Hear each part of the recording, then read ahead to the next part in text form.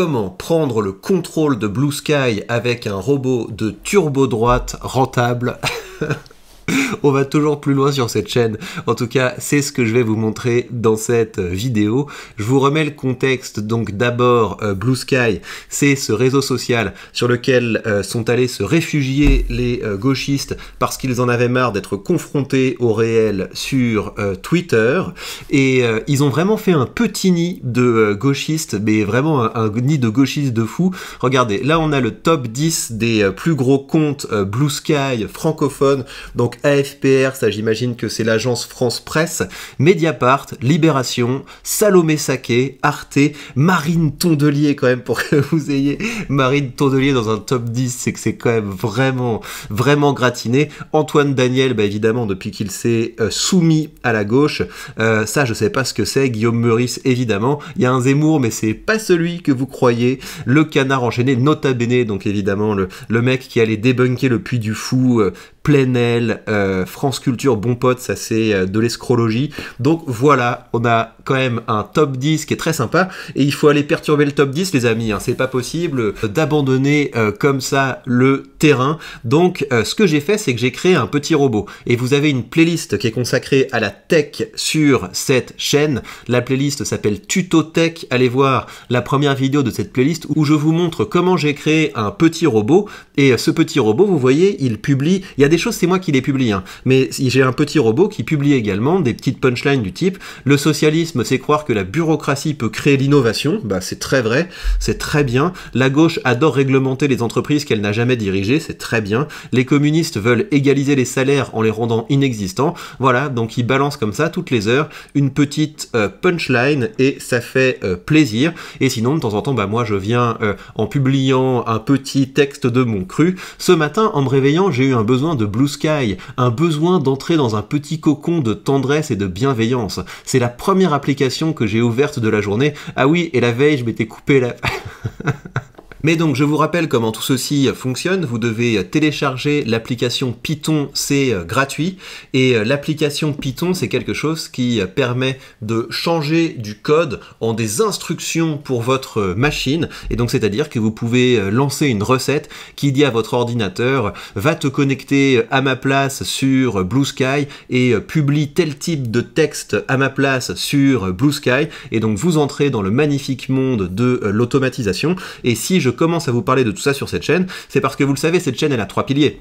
Il y a un pilier qui est un pilier, disons, de combat culturel, où mon objectif c'est de contribuer à faire émerger ou réémerger un monde en Europe qui est favorable aux créateurs, aux innovateurs, aux créateurs de valeur. Et donc ça veut dire de changer complètement de politique. Aujourd'hui on a une politique qui subventionne l'échec et qui sanctionne la réussite, et il faudrait faire exactement l'inverse. Et donc c'est pour ça que sur cette chaîne, je publie beaucoup de contenu de réaction où j'essaie de me demander où va l'argent et qui sont les pitres qui autorisent qu'on dilapide notre argent dans des bêtises. Et à côté de ça, les deux autres piliers sur cette chaîne sont exclusivement consacrés à vous permettre de devenir plus libre et plus riche. C'est pour ça qu'on parle d'investissement sur cette chaîne. Vous avez notamment une playlist qui s'appelle Apprendre à investir. Vous avez également une playlist qui s'appelle Comment investir 1000 € où je vous montre comment je fais grandir un portefeuille qui a le but de me donner plus de liberté en m'apportant du revenu passif. Et finalement, on a un pilier qui est l'augmentation de notre revenu actif, et c'est pour ça que je vous parle de création de contenu et d'autres choses qu'on peut faire quand on est entrepreneur pour pouvoir monter en gamme et faire de mieux en mieux le travail de création de produits et le travail qui consiste à faire connaître nos produits. Et c'est parce que j'ai envie que mon public monte en compétences que l'on rattrape un petit peu le gap qu'il y a entre les compétences des Européens, notamment dans les domaines techniques, et les compétences des Américains, que je vous fais des petites vidéos sur la programmation. Compétences que j'apprends parce que, à force de progresser dans le domaine de la création de contenu, je peux faire des choses beaucoup plus rapidement qu'avant, et ça me permet de me dégager du temps pour développer de nouvelles compétences. Donc, comment fonctionne ce petit robot? Vous voyez qu'ici, on a un dossier qui s'appelle Blue Sky. Vous savez, j'ai un dossier par type de script. J'ai des dossiers qui vont chercher de la donnée financière. J'ai des dossiers fichiers, qui s'occupe des publications sur Twitter, sur Telegram, qui s'occupe de récolter de la donnée sur YouTube, etc. Et donc j'ai un dossier Blue Sky, dedans vous avez un fichier blague.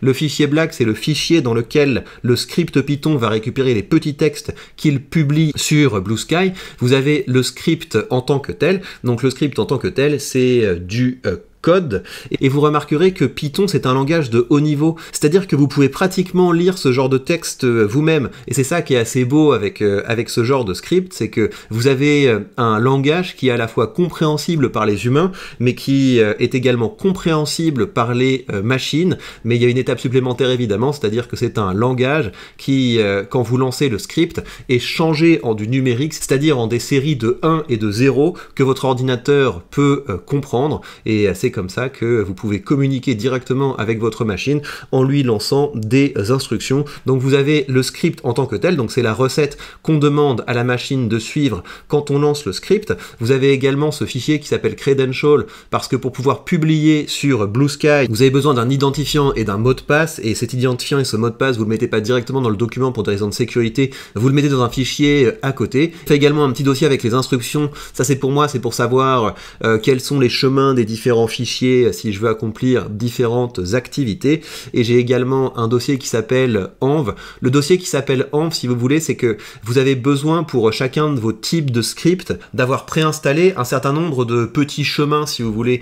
Quand vous lancez votre script, il faut que la machine connaisse par exemple le chemin pour aller sur Blue Sky, pour demander à Blue Sky tiens, est-ce que tu peux publier ça, etc.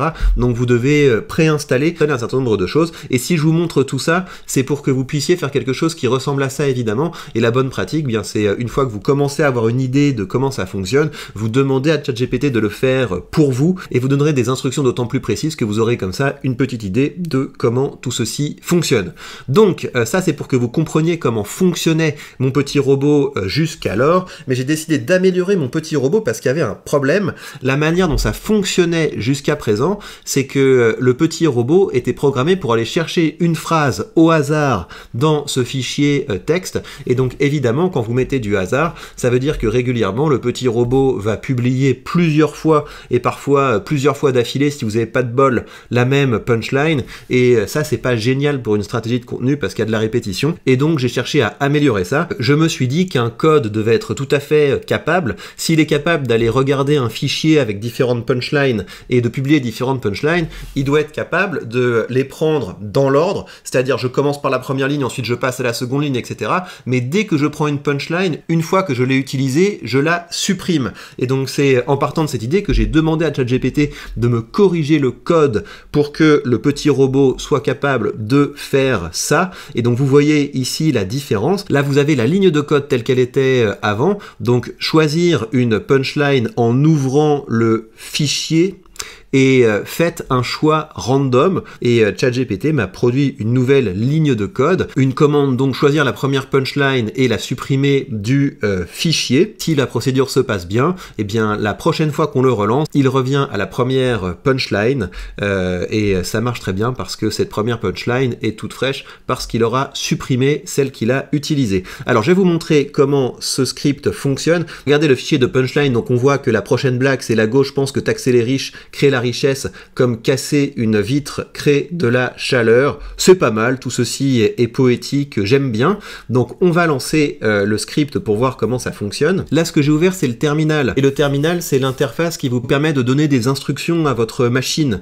Donc c'est assez utile de connaître ça, et je pense que si vous êtes sur un environnement Windows, ça doit s'appeler Shell ou quelque chose du genre. Donc ça c'est la commande pour qu'il arrive dans le bon répertoire. Donc va te situer dans mon répertoire où j'ai mes scripts Python. Ensuite, ce que je lui demande, c'est d'activer l'environnement virtuel. C'est-à-dire, tu vas fonctionner dans un environnement dans lequel on a déjà préinstallé certaines bibliothèques, par exemple celle qui te permet de discuter avec Blue Sky, avec l'API de Blue Sky, et ensuite, on envoie le script. On me dit que le message a été publié avec succès. La gauche pense que taxer les riches crée de la richesse, comme casser une vitre crée de la chaleur.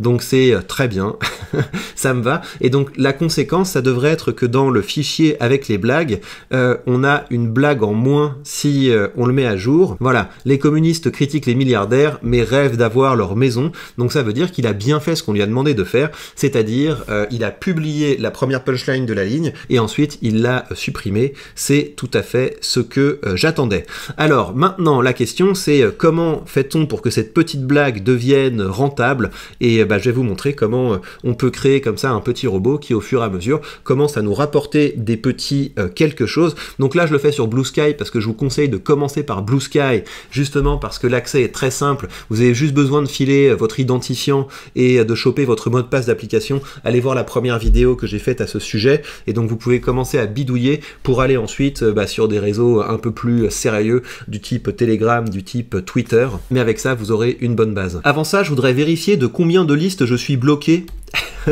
parce que je pense qu'à mesure que ce compte prend de l'ampleur, les gauchistes prennent peur. Je commence à appartenir à pas mal de listes.